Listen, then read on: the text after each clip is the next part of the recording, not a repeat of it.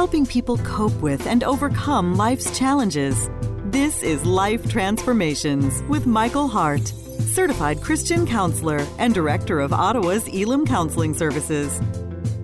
Hi, I'm Michael Hart, director of Elim Counselling Services, a Christian counseling ministry in Ottawa that provides professional counseling from a Christian perspective for individual couples and families. And I want to thank you for joining us today on this edition of Life Transformations, a Christian counseling radio show where chains are broken and lives are renewed. If you are not familiar with Elim Counseling Services, you can find out more about us at www.elimcounselingministry.com or at 613-699-1677. And you can contact us if you have questions or if you have a topic that you would like to be covered on a show. You can let us know as well. So today, as usual, we have another interesting show lined up for you. And with me in studio today is Melissa Wagot. Welcome, Melissa. Hi, Michael. Nice to be back. It's good to be here again to do another show.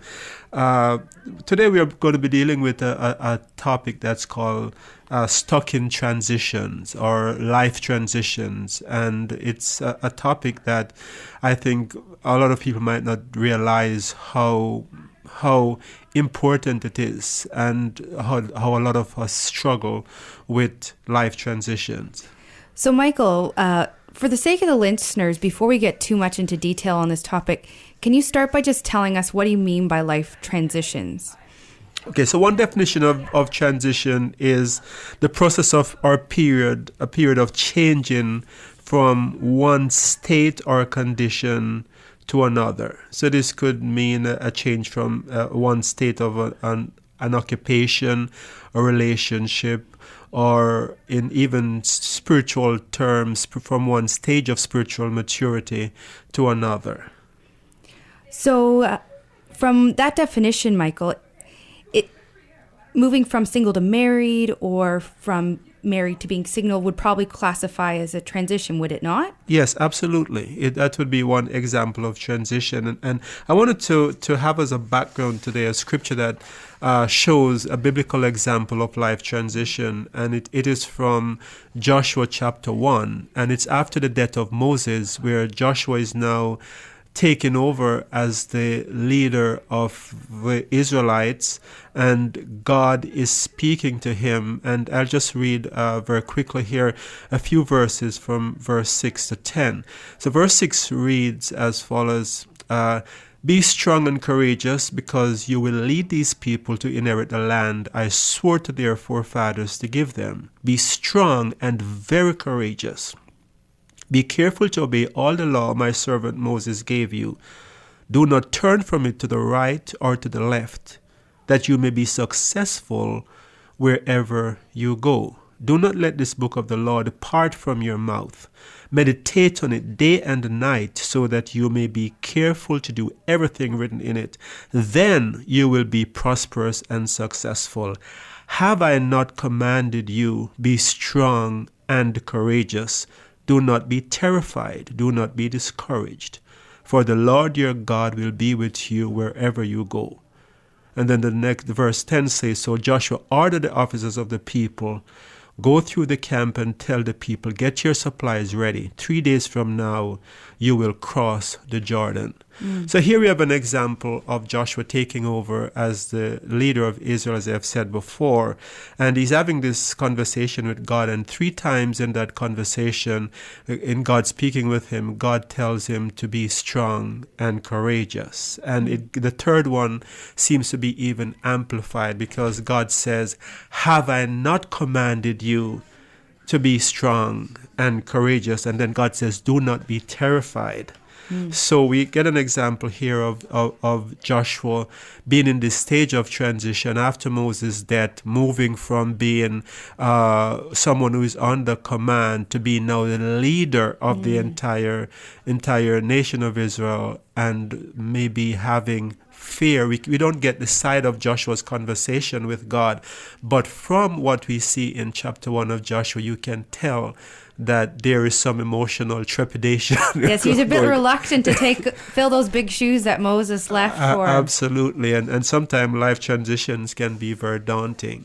So on that note, what are some other common transitions that people go through? We face many different transitions today. Common day transitions could involve things like moving from being married to being widowed, moving from being childless into parenthood, moving from the transition from being a child into adulthood, or even transition similar to Joshua, moving from being led to being a follower, to being a leader.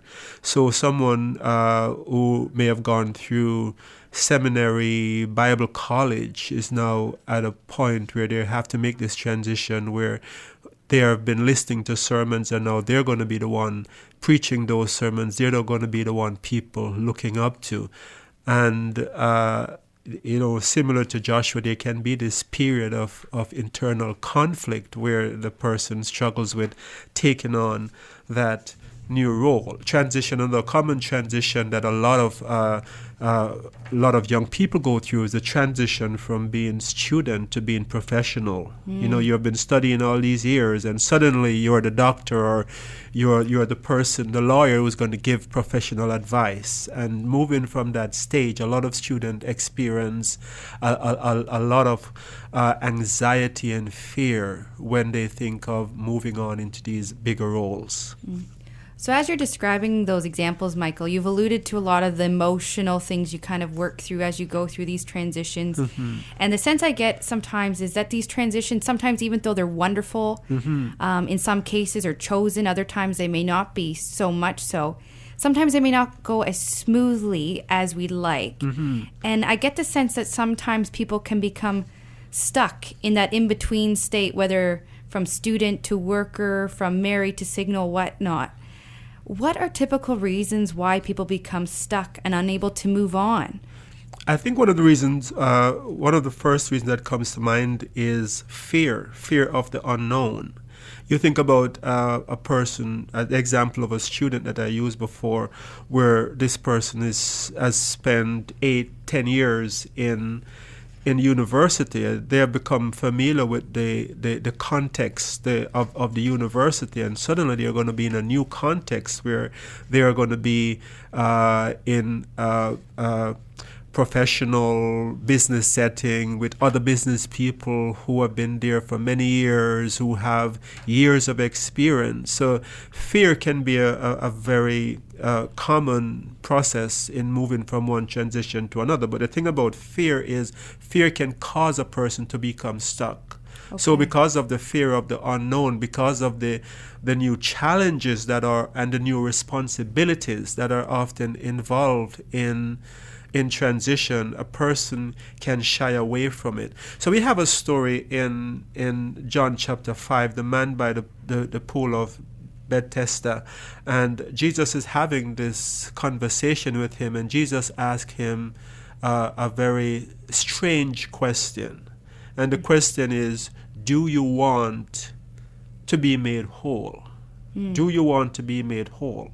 And in other words, this man, if he's made whole, he's going to have to transition from a life of being a beggar, from a life of being on his back where people supply his needs, to moving into a new transition where if he's whole, he's going to have to try to become self-sufficient. And at his age, I'm assuming that he was in that state a long time from what the scripture tells us. How does he find employment? How does he develop new skills? How will he survive in that new role? So Jesus is asking a question that sees very deep into this man's psychological state when he said to him, do you want to be made whole? And it's the same question that maybe Jesus would ask to students who are on the verge of graduation. Do you want to graduate? Do you really want to graduate? And it may seem like a strange question, but for some students, it's a very daunting thing. And even for people who are making the transition from being single to to getting married, and there are these big celebration, the wedding dress is bought, and all the preparations are being made, but there is the anxiety that comes with venturing into that new state. So Jesus could ask a question to that bride: do you want to get married? Yeah. It might seem like it's a like, strange I want question. the party, but what happens next? Yes, that can be very, very daunting. So another possible reason people become stuck is negative self-concept. If you have a negative self-concept, it might cause you to limit how you perceive your role in life. So for someone who has a self-concept that say, I am not good enough, or I am stupid. Let us say if this person has been told over and over by a parent, or a caregiver earlier in life that you're not smart, whether they're saying it overtly or just by the way they treat that person. A person can get into this stage of transition where they are now going to transition to a place of giving others advice, and they're unable to move into that new role.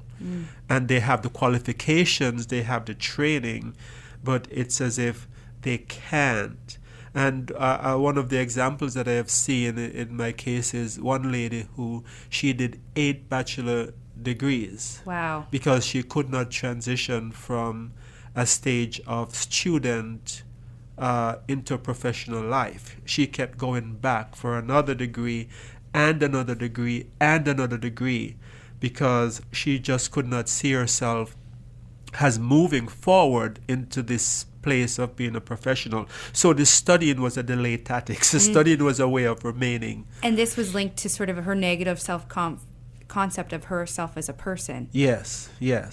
She Wow. couldn't see herself as moving forward into the adult world, into the business world, into a world where she's now looked to give advice, to lead others, and it just became too overwhelming for her. So maybe you're listening to this show today, and you're hearing about this life transition that we're talking about, stuck in transition, and you're identifying with some of what we're talking about.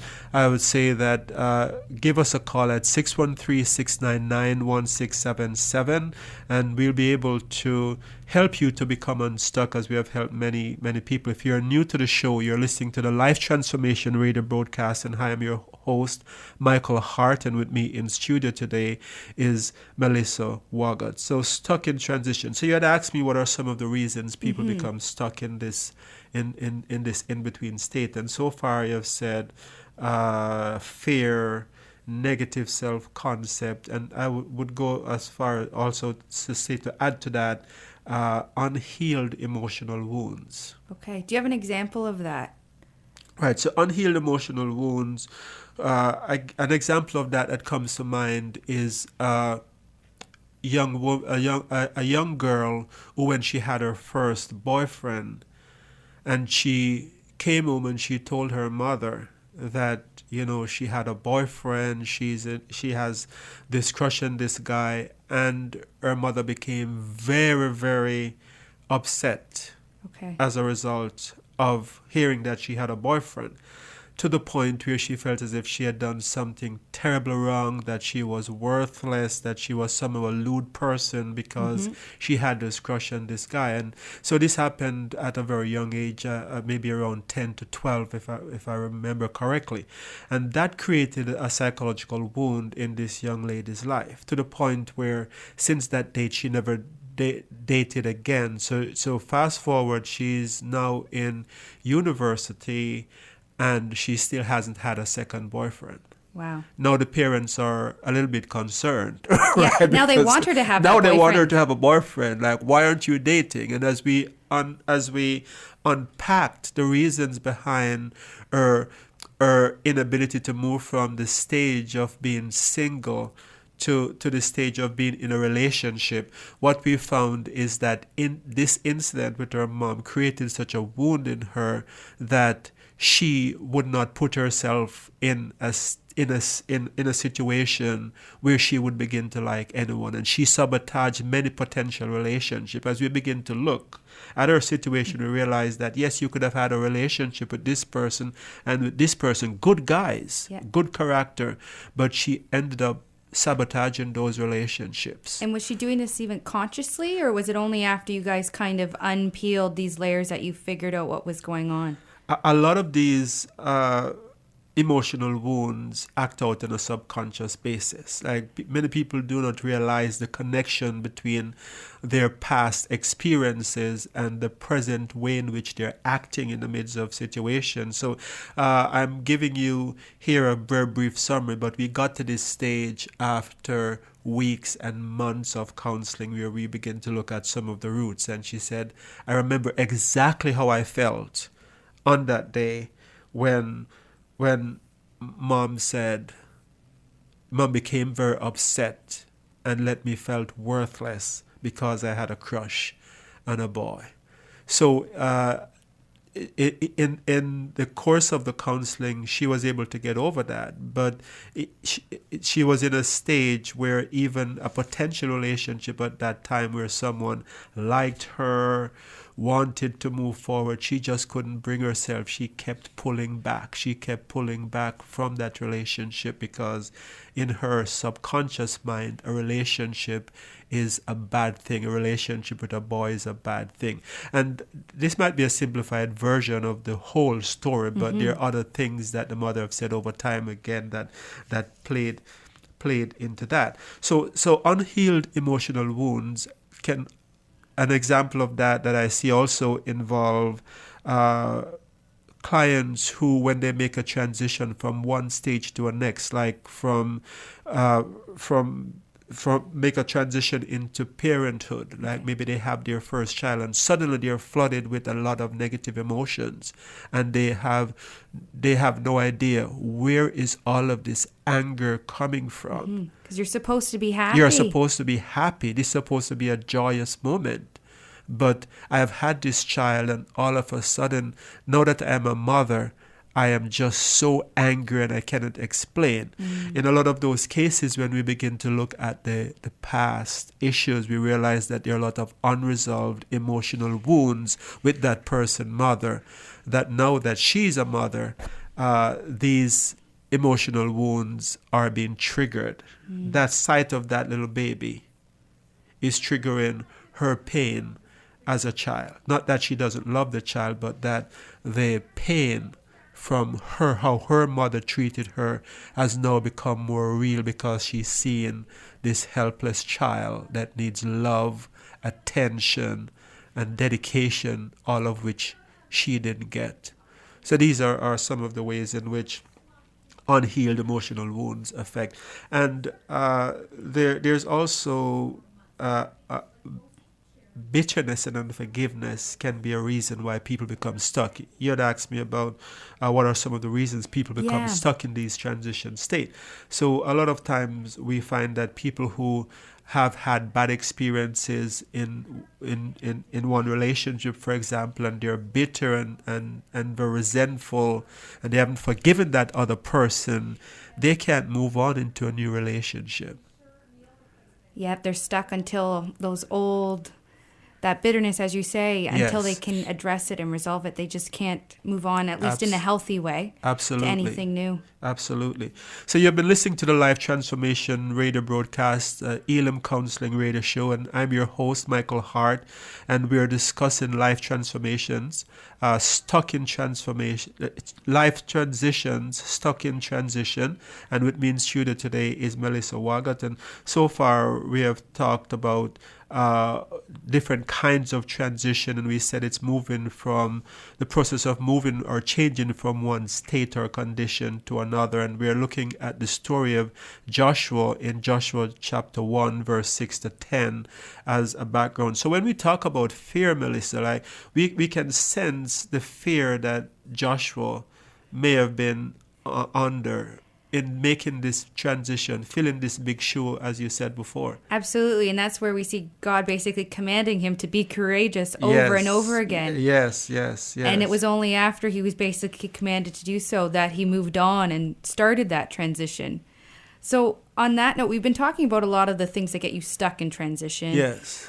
What is actually involved in transitions as a whole? How can a person move from being in one state of being or in one life event to another? How does that process actually go in terms of moving forward? Okay, so what is involved in transition, that first part of your question, is a lot of, there's a change of status. A person is moving from having one identity. In the example I use of moving from married to being divorced, there is an identity crisis that is often involved in this. You were always known as the wife of so and so or the husband of so and so.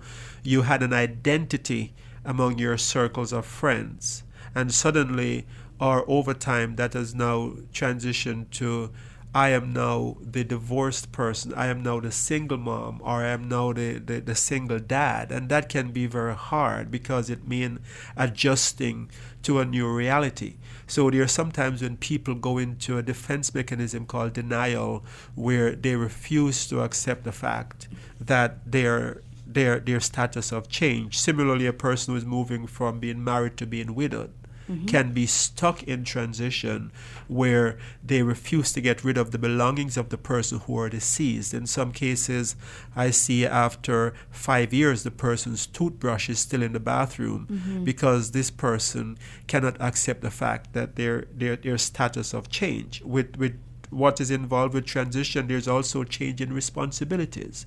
Because in those two examples, the divorcee, the widow, the widower, the widowed person, there are now new responsibilities that comes with that, where the person has to now adjust to life, new responsibility as a result of that change. And I guess the other part of your question, in essence, is what can we do? Yeah, to get through these transitions smoothly. Right. So if people are listening out there and they're finding their identities are changing, right, and they think they're stuck, or you have someone that we're just approaching the fall, so people who are just heading off to school and right, they're transitioning to a new role.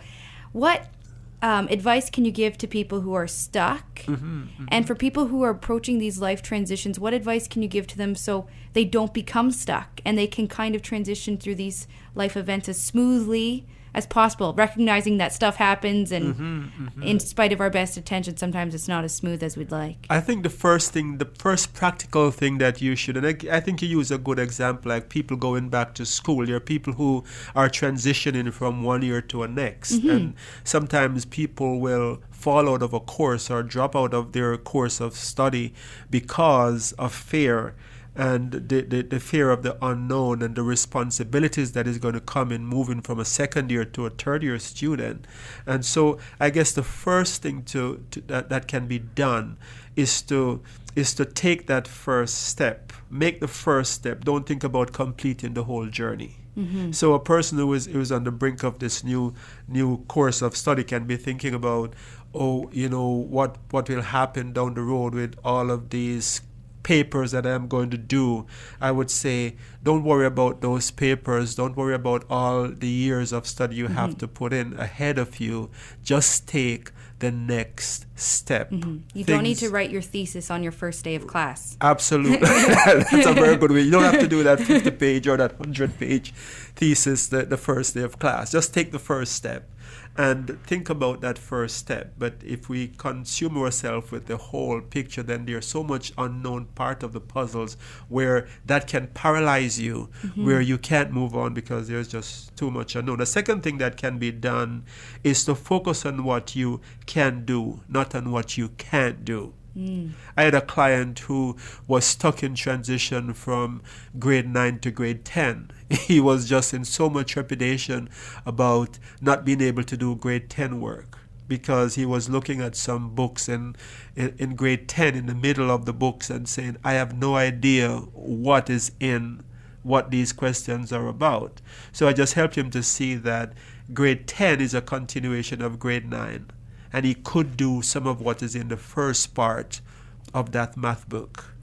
And as he was able to accept that, he began to see that, yes, he could make that first step. The third thing that I think needs to be done is to trust in God to help you face the challenges. Because if you have a faith and a trust in God in being able to help you and guide you and to help you to do things above your ability, then that can be a tremendous source of comfort and strength in facing the unknown.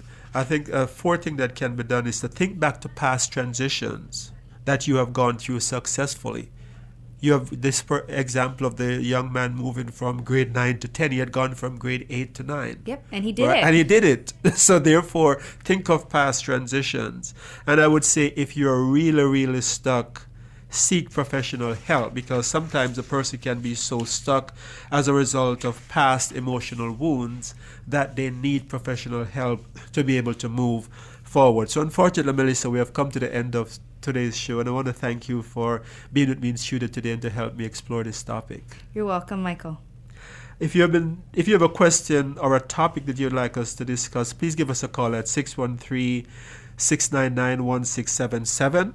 You can also find out more about us at elimcounselingministry.com. Thank you for listening to this edition of Life Transformation and Elim Counseling Show. Until next time, this is your host, Michael Hart, praying that God would grant you happiness in all your relationships and to keep you sound in mind and pure in heart. God bless you until next time.